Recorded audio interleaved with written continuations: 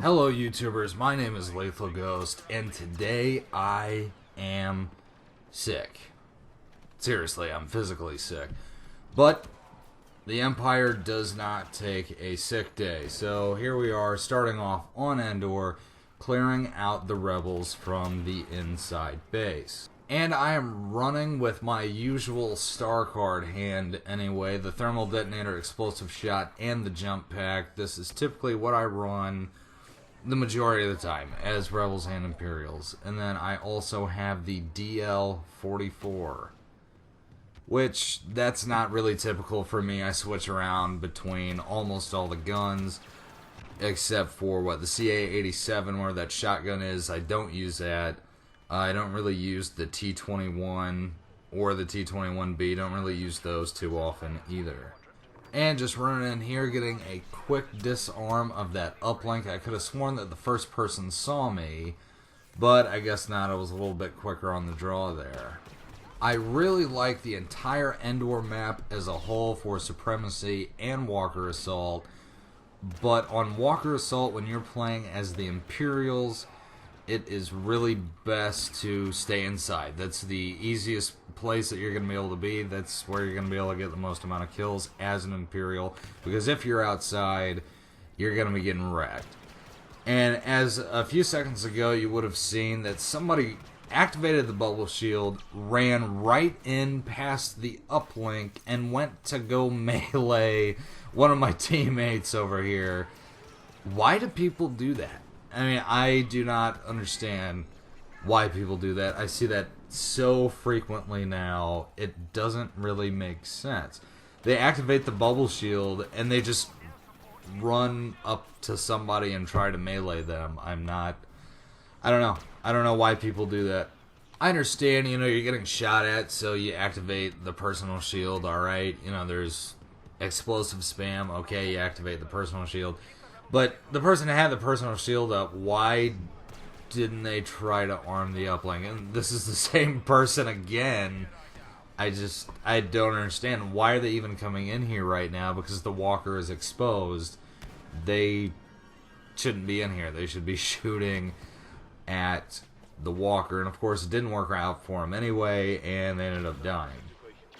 And now moving on to the footage of Boba Fett. So, if you guys didn't know, they nerfed Boba Fett even on console. On PC, they nerfed the auto-locking of the wrist rocket, but on console, they didn't say that they nerfed it. At least I didn't see that in the patch notes. Or that they got rid of the auto-lock on console.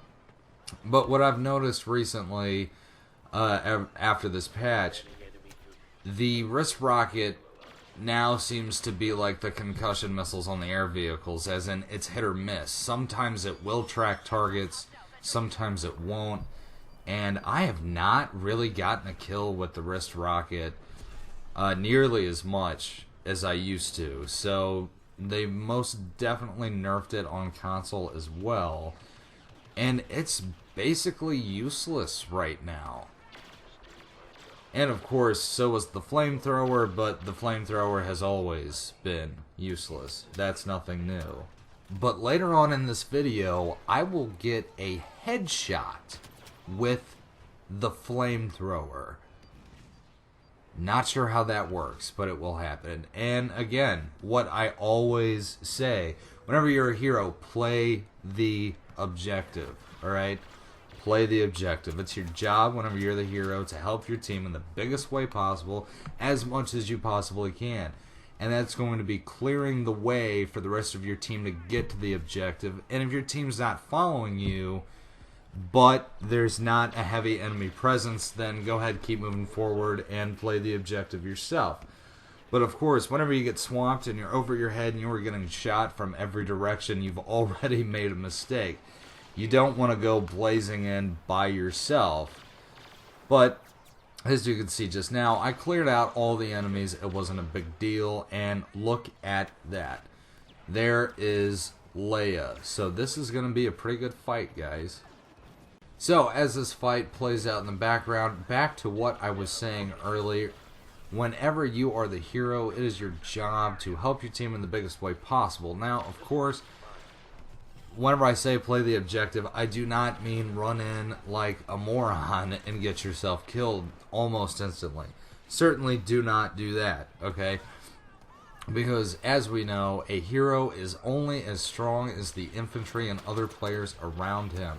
So you want to stay around your team, but you also want to play the objective. You want to be that morale booster. You want to be taking out as many enemies as possible as the DL-44 turns into a sniper rifle, so I can take that rebel off the top of my AT-AT. The DL-44 is not absolutely terrible at medium range. It is abysmal and nearly worthless at long range, but at medium and longer ranges, you can still do a little bit of damage with the DL-44 as long as you take the time with your shots. Alright, slowly squeeze off the shots.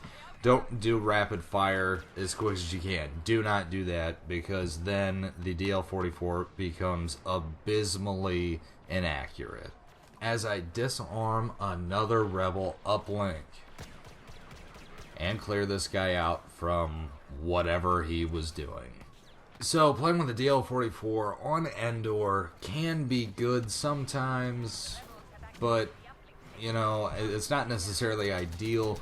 It depends on how you play, what your play style is, and at what range you're going to be engaging people from. And especially if you're a person that you freak out, and as soon as you see someone, you just shoot wildly, you just pull the trigger and, you know, hope that you hit somebody, the DL-44 is not going to be for you. It requires either you to have really good aim and be precise with your shots, or the person that you're going up against to be absolutely terrible. Which has happened several times with me, especially after, you know, I might take, 2 or 3 days break from the game, or whatever, I'm too busy to play or something like that. Then whenever I get back on, I cannot use the DL-44, especially if my aim's not there. It's not going to be pretty, it's not going to work out very well. But then I'll use the SEC-14, or whatever that's called, the burst pistol, which I'm liking that a lot. I've been using that a lot more lately, as I have no clue what I was just doing. I saw 2 people throw a grenade down at the ground, but it worked out. I killed one with the DL-44, and I killed the other with that grenade. So, wrapping this video up, guys, what are your thoughts on the DL-44? Do you like it? Do you not like it? Or have you not used it yet? If you haven't used it yet, I would definitely advise buying it and trying it out. Then, secondly, what are your thoughts on Boba Fett after the nerf? What do you think about the wrist rocket? What do you think about all of it together? Let me know. What would you change about Boba Fett if you could? Thanks for watching the video, guys. Till next time, shoot straight, check your 6, and stay lethal.